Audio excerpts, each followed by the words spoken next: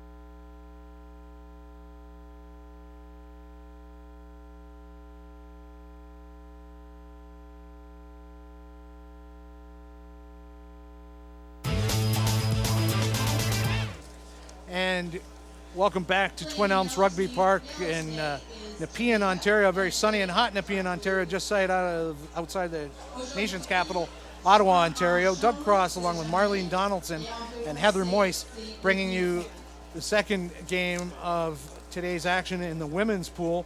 This game is going to be Cayman Islands taking on Jamaica. Jamaica playing left to right on your screen, and obviously Cayman Islands right to left, and they have kicked off to Jamaica, and right off the start we've got a miscue whistle, and there's going to be a scrum between these two. It's always tough to start a game off with a scrum as a former front rower. You like to sort of ease into things. Yeah, some 15s front row would probably question whether whether these scrums match up against the 15s game, but I mean for them there is definitely some force in there, but definitely not the same you're going to have in a 15s game. So that ball goes in cleanly. It looked like the referee might blow the whistle. Now, of course, after watching the recent Olympics, there was a problem at the scrum, and so now it's a penalty against Jamaica. It's an indirect penalty, and so they'll get a quick tap of the ball here. Yeah. Having just watched the Olympics, we know the Jamaicans possess a lot of speed as a country. They like to run, and we'll see if that pans out on the rugby side as well. Pressure time for Jamaica as they get their real first touch of the ball here inside their own 22-meter line. And just trying to get outside, that was number 11, Lisa Frazier. And now that can's right. She's spinning around, trying to step out of some tackles. Now, Caden Gale, she's tackled. So looks like the Cayman Islands are equal defensively to the task. They've stolen that ball. Opportunity for them now.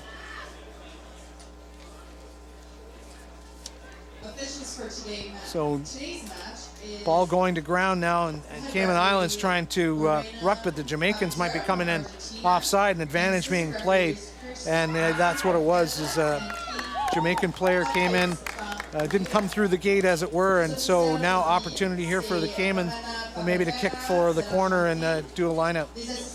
Well, you can see that in the breakdowns that, Jamaica is very aggressive, and we talked to some people, and we know that we can expect that from the Jamaicans. They're going to be very scrappy in the breakdown and very physical. I'll tell you what, these jerseys, the Cayman Islands, makes it almost impossible to see what number they're wearing. Are you seeing any numbers out there? No, I'm seeing a lot of patterns. Yeah. So a lot of pretty patterns. Or are the patterns part of the number? I'm honestly not seeing numbers out there, but one of you guys can. No, I don't see numbers either. So we may be a little light on information of who's scoring. Who's scoring what? We can tell you it's Cayman or Jamaica. But yeah. Beyond that, hope mums and dads at home in those home nations. Great to have this Rogers game also streaming live around the world, including all the Caribbean nations participating today. The knock-on stopping forward progress for Jamaica, and so Cayman Islands will have a scrum inside Jamaican 22. We just watched Canada have a big one-sided win there, and this was one of the positions where the scrum is perfect, Heather, to set the table here. Yeah, you're right. Again, this is a favorite moment of mine where you've got lots of green on both sides of the field and lots of room to run and to work with. Favorite time for the coach of the Cayman Islands as well, to see if all that practice was worth it, or if a drop ball will frustrate him and get some more gray hairs going. Absolutely. Now, with the Cayman, they're actually a little bit of an older team. We were talking to them earlier, and they actually have 3 women playing on this team that are over the age of 40. Wow. So they do try and infuse a couple of youngins to come in, and they do have a woman who's actually playing her very first rugby game ever today. So this will be...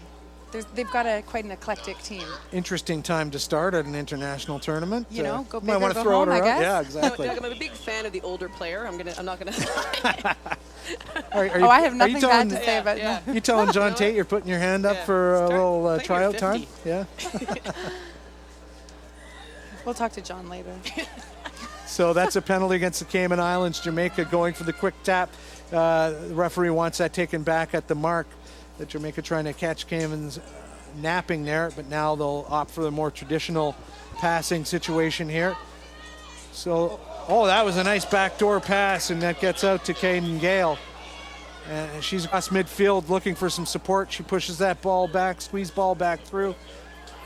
And Jamaica tentative, they're not backing themselves to get around the Cayman Islands, but there's Shireen Johnson now going into contact. Candace Wright looking for some options now, drop ball.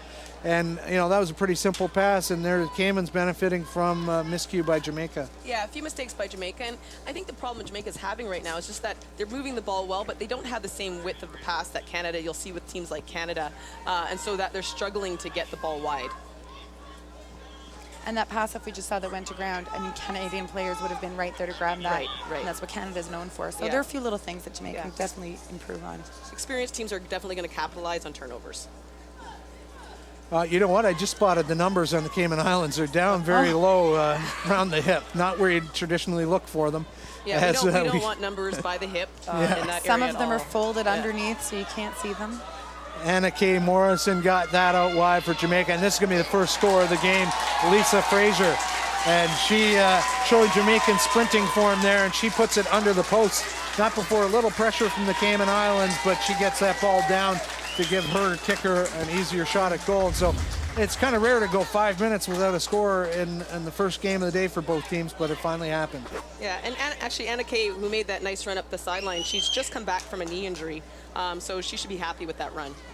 Oh, that's great when your first game back and you get that score, and it just sort of your mind says, hey, I can still do this. Oh, definitely. Otherwise, she came back from a pretty big injury to get back in the women's national team for the World Cup, and I mean that shoulder was always on your mind, wasn't it? It was, and until you start playing and then you get off at the end of the game and you realize that you didn't think about it once during the game, then you know that the rehab was worth it and that you've completely healed. So it's until you get that moment where it's not on your mind, it's a big pressure.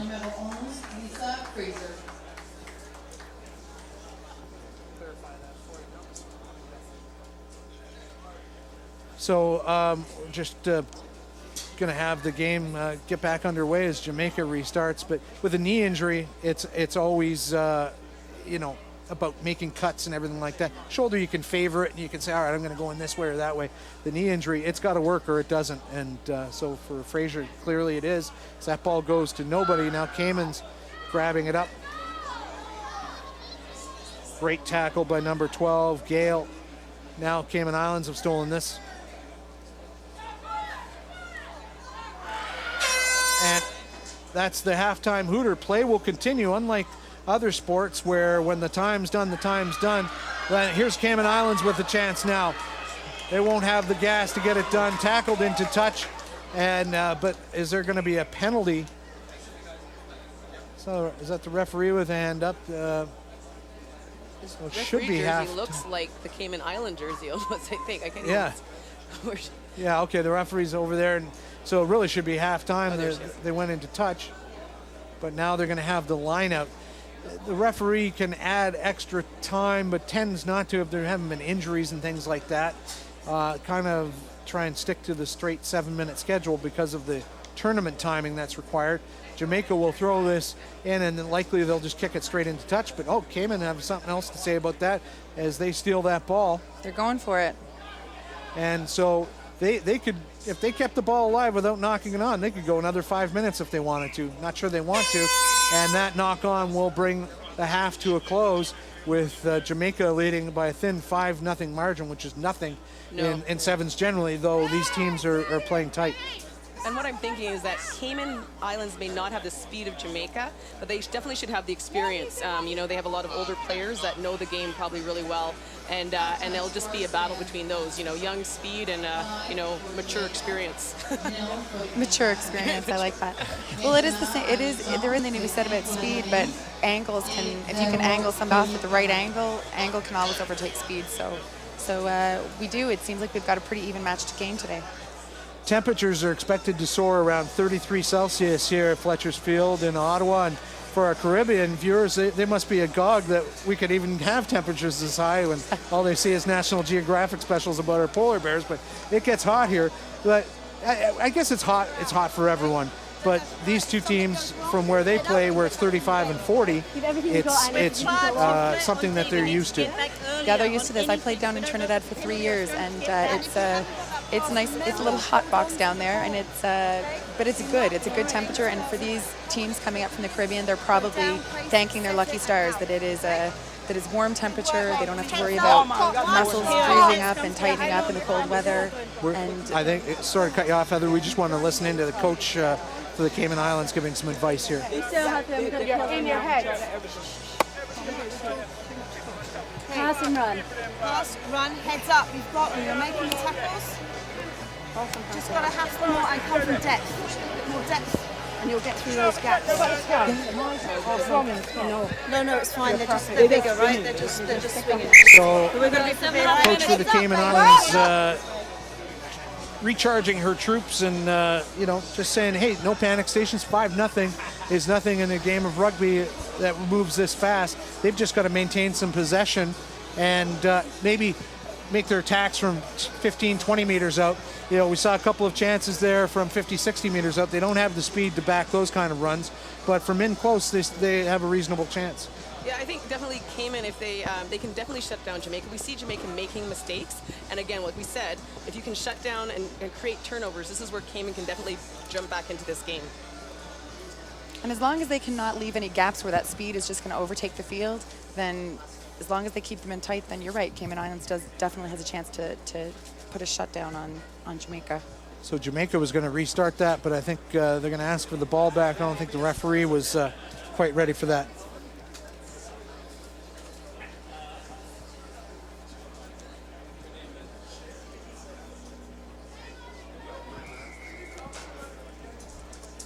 And there's a proper restart after the referee gave a whistle there. Cayman deep back in their own end, considering their options. And a pair of Jamaican tacklers stopping forward progress there.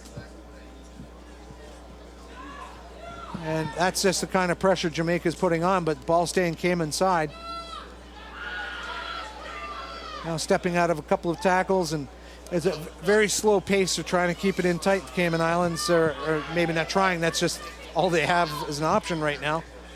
And now penalty, not rolling away in the tackle by Jamaica. So these are the things that will keep Cayman Islands interested in playing and having an opportunity. Yeah, I mean, if Cayman Islands doesn't have the speed, they definitely need to increase the support with the people that are going into contact. Sevens isn't the sort of game where you want to be going into contact a lot. You want to keep the ball moving. So they may need to adjust their strategy here. Clean take from the 22-meter restart by number 10, Anna K. Morrison. And now big front rower Melissa Affleck taking that ball into contact. Cayman Islands coming in. They weren't offside, and now they're counterattacking. Not enough support by Jamaica there at the breakdown, and Cayman Islands came away with that ball. Oh, there's a pinch ball. That's going to be a second Jamaican score by number 12, Katie and Gale. And that's the turnover aspect of sevens. It's just laying there. There's no one else to beat, and you're gone. And I may be a little biased there, but I know this play started with that aggressive play by a bigger player, and that's what we need. You need a little bit of physical, and she created that try in the end. Yeah, I mean, the idea in sevens, when you've got such a big field, if a bigger player can, take two players out, all of a sudden that's a lot of space that starts opening up as players come across to fill gaps. I think Kadian's actually the vice captain on the team, so she is a leader, and she definitely likes the physicality of the sport, and that's what she brings to the team. And so the kick goes through, and it's 12-0 as we're just 2 minutes into this second half. And so, a lot of people say, well, North American Caribbean Rugby Association includes the USA on the men's side. Why aren't the women here? Well, the US women qualified in 2009, and so they're already qualified They for have Russia. already qualified for next year. So this right now, it's a kind of a crunch to see who the next team is going to go. Now, the form sheet would suggest that Canada, the way they've been playing around the world, is going to be the team to beat here. And what's interesting is seeing who all the other countries are. They're going to fill in the ranking system here. So the referee asking for time off here. Yeah, there could be a yellow card. There is against Jamaica. So Cayman Islands are going to be up by one player, and just trying to see who's actually going to go off. It looks like it's going to be Number 9. number 9, yeah. Dana Farron. Yeah. So what did she do? I didn't really spot anything. Must have been a persistent foul at the breakdown. Or Well, we talked about them being very scrappy and physical. I'm sure it might have had something to do with that. So Cayman Islands will be up player for the next 2 minutes. It's called a sin bin, kind of like hockey, but the player will stay off for the whole 2 minutes, even if Cayman Islands score a few tries here. That forward pass, and we're going to take a look at the penalty here now.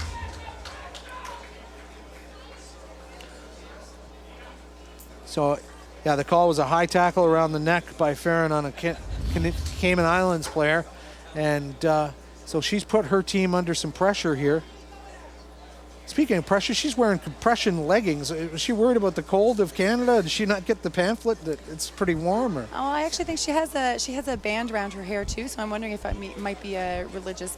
I played soccer with a girl who wore tights all the time. I see. And had her hair covered, so it may have to do with some kind of religious background for her. I'm glad you're here for the moral high ground because it's not hair. cold. Yeah. Certainly not cold here at Twin Elms.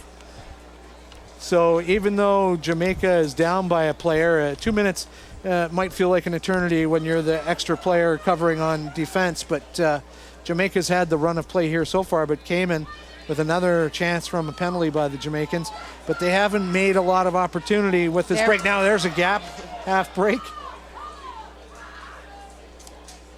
Now we saw in the last game how quickly tries can be scored in this game, so Jamaica's probably praying for the time to tick by, and Cayman's got a few minutes left to push it down. Bit of a better tactic to kick the ball down there. Cayman wasn't able to come up with it, but now lucky bounce. And here they are finally playing in the Jamaican half, but beating themselves. Not a very clean pass going to a teammate has resulted in a knock-on, and Jamaica will have the scrum.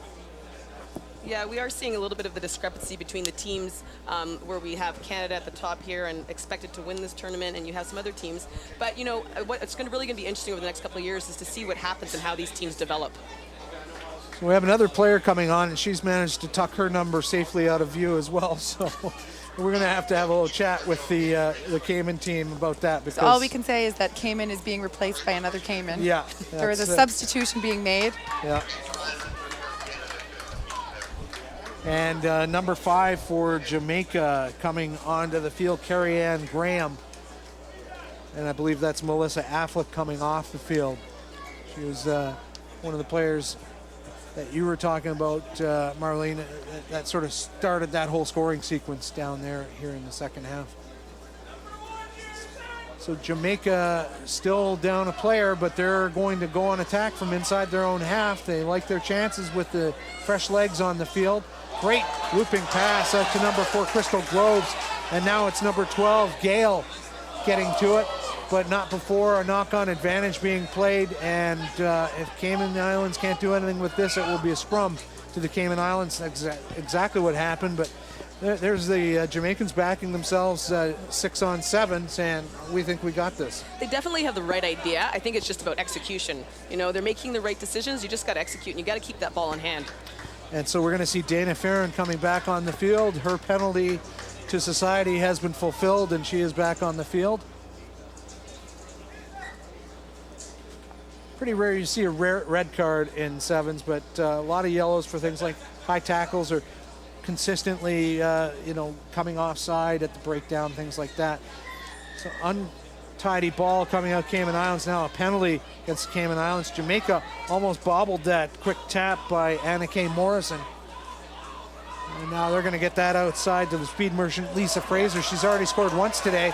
and she's testing out that knee injury, and she's going to score her second of the day. And boy, she didn't even look like she went into fourth gear there. She just loped along down that touch line, and the crowd appreciating the athleticism of Fraser. She didn't sprint full blast, but she didn't need to. Lisa Fraser is actually the captain of the team, and she's known for her speed. She also comes from a military background, and she's definitely a hard worker. And there she goes right around the corner. And when you're talking about a tournament where, you're going to play 6 games over the course of the weekend, it's the little things like not emptying the tank on a try when you don't have to, because, it's all about change energy of pace, reserves. Doug. It's really, it's about beating that person, and then if you need to, you coast across the line just to, sometimes it's about reserving energy for later on in the game. Of course, we've seen another famous Jamaican, Usain Bolt, who kind of lets off the gas around 70 meters. That's the final horn, Jamaica taking this game 17-0. And so Cayman Islands will have to regroup, but, there's still games to be played. Now, we did have the Guyanese women originally scheduled to play in this tournament. They were unable to compete, so the tournament format got rejigged to a round robin. Does that really affect things? Just more games one more game on the first day for everyone because it's a 5-team round robin. I don't think it's going to have it's had a big impact on the tournament. The girls are always, any opportunity to play, especially for a lot of these teams that don't get an opportunity to play each other. I think they're just